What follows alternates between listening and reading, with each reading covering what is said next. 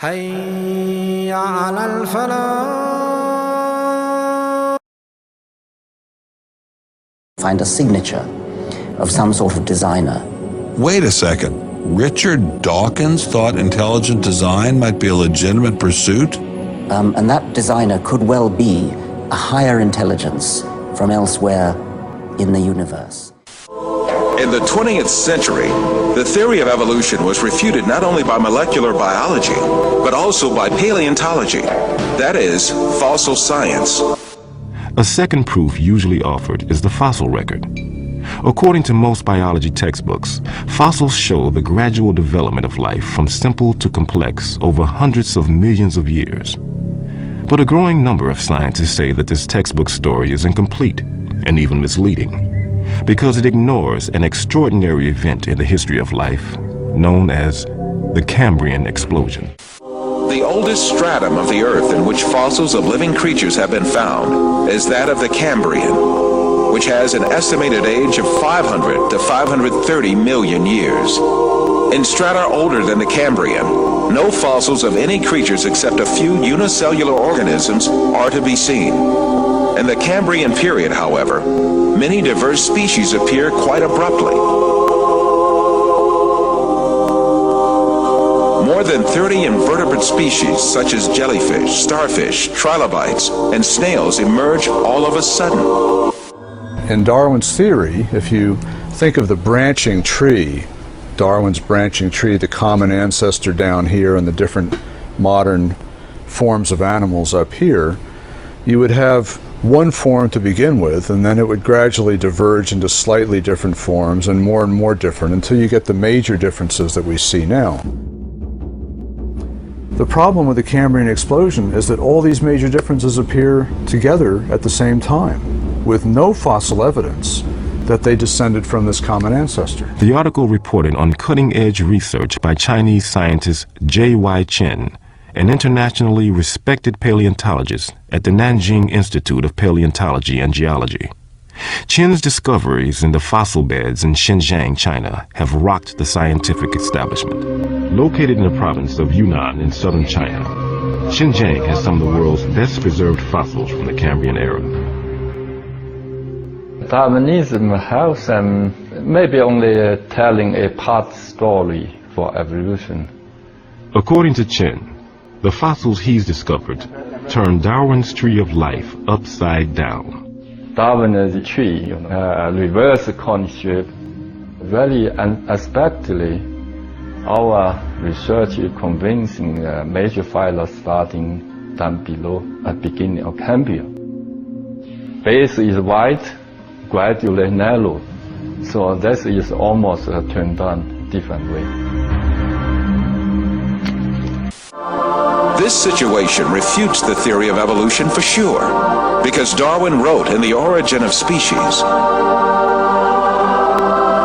if numerous species belonging to the same genera or families have really started into life all at once, the fact would be fatal to the theory of descent with slow modification through natural selection. This fatal stroke that frightened Darwin comes from the Cambrian period, right at the outset of the fossil record. No fossil remains supporting evolution have ever been unearthed in excavations conducted in every corner of the world.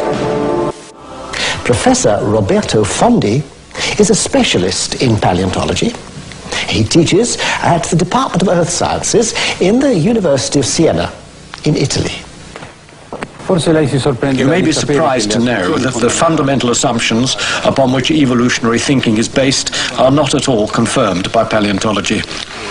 All the biological groups, from bacteria and blue-green algae to man, appear abruptly in the fossil record without any links connecting them with each other.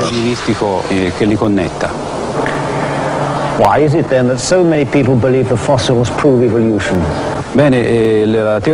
Evolution is presented to grown-ups and taught to the very young as a fact that has been verified and demonstrated for so long that it is a waste of time and even ridiculous to question it. So, what is the truth of the matter? Well, there is a history book of the past, and that is the rocks and the fossilized remains in them.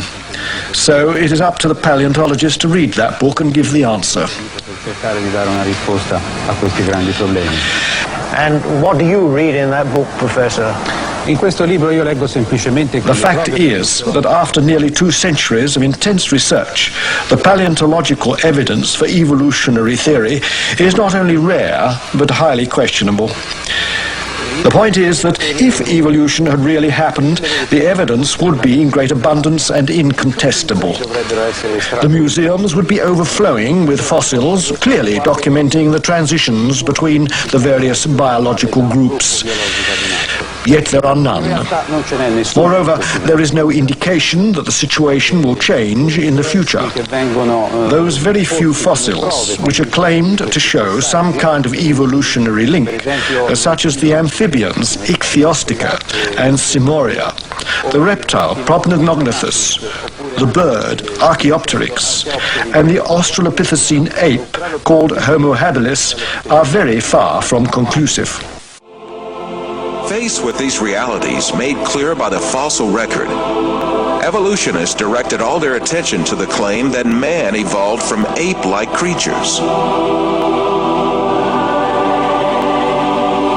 6,500 different ape species have lived so far, and the majority of them are extinct. The skulls of these extinct apes, both big and small, constituted a great resource for evolutionists on which to exercise their imaginations freely. Arranging the skulls of these extinct ape species from the smallest to the biggest, and adding some skulls of vanished human races to the series, evolutionists concocted the scenario of human evolution.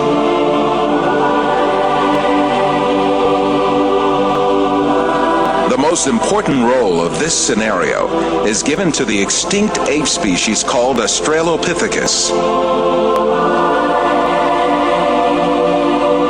The first Australopithecus fossil was found in 1924 by a paleontologist named Raymond Dart. Since then, evolutionists argue that this ape species, the name of which means southern ape, is a man-like creature. However, when Australopithecus and chimpanzee skeletons are compared, it is seen that there is no important difference between the two. In the face of this fact, evolutionists hypothesized that Australopithecus walked upright on its 2 feet, differently from other apes. However, 2 world-renowned anatomists, Lord Solly Zuckerman and Professor Charles Oxnard, refuted this allegation. Simply put, Australopithecus, advanced as the ancestor of man by evolutionists, is merely an extinct ape species.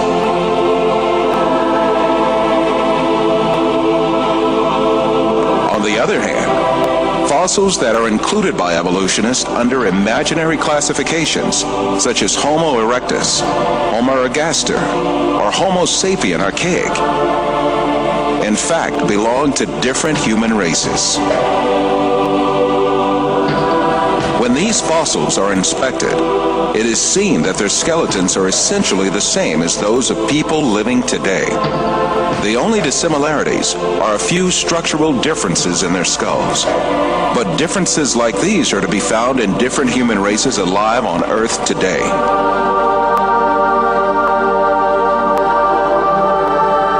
The famous evolutionist paleontologist Richard Leakey admits that the difference between the skulls classified as Homo erectus and those of modern men is only racial. These differences are probably no more pronounced than we see today between the separate geographical races of modern humans.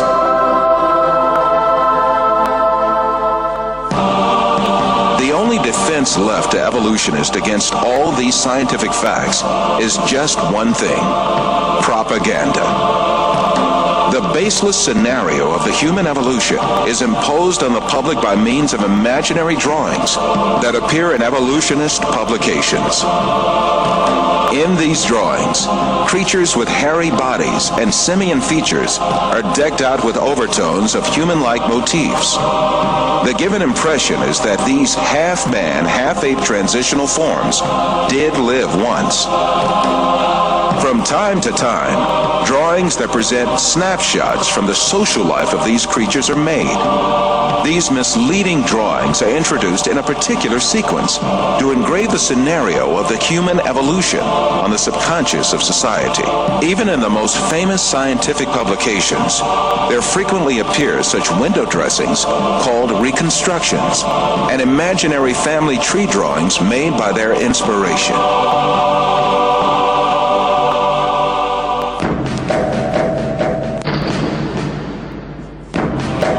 The imaginative power of evolutionists is not limited to fictional drawings and models. They go even further and shoot movies in which imaginary half-man, half-ape creatures act.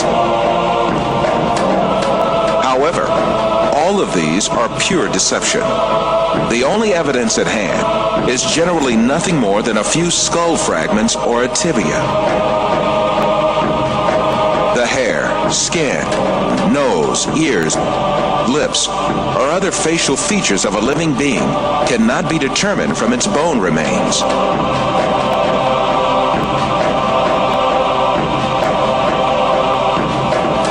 Evolutionists shape these soft tissues, which leave no trace in the fossil, to suit the purposes of their theory, and produce imaginary reconstructions in their workshops.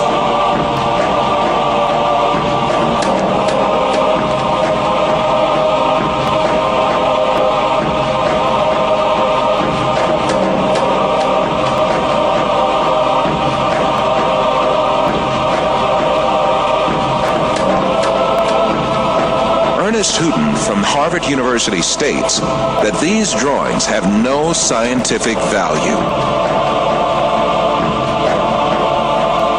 You can, with equal facility, model on a Neanderthaloid skull the features of a chimpanzee or the lineaments of a philosopher. These alleged restorations of ancient types of man have very little, if any, scientific value and are likely only to mislead the public. Evolutionists go so far in this subject that they can even invent very different faces for the same skull. The three entirely different reconstructions made for the fossil called Zinjanthropus is a famous example showing how persistent evolutionists are in producing these false masks. Evolutionists engage not only in drawing and modeling tricks, sometimes they commit deliberate forgeries. The most famous of these frauds is the Piltdown fossil, introduced in England in 1912 by an evolutionist named Charles Dawson. This fossil was presented as the most important transitional form between ape and man and was displayed in museums for more than 30 years. Experts who re-examined the fossil in 1949 discovered that it was a forgery that had been produced by attaching an orangutan's jaw to a human skull.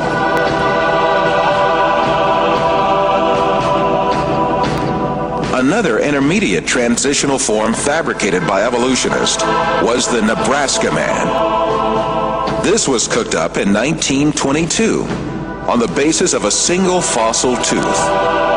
The evolutionists did not neglect to give it an ostentatious Latin name, Asparapithecus haroldcooki, or to make imaginary drawings related to it. It was soon revealed that the tooth that had been the source of inspiration for Nebraska Man, in fact, belonged to a wild pig.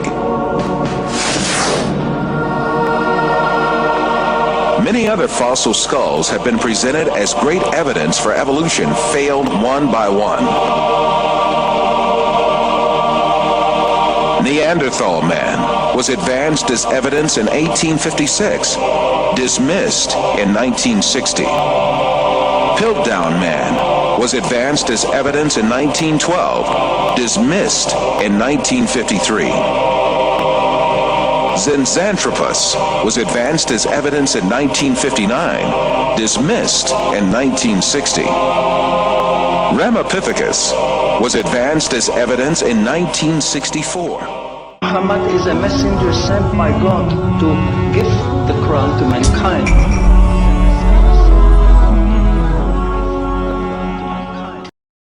Illallahu illallah, Allahu Allah Allah. Illallahu illallah, Allahu Allah Allah. Illallah.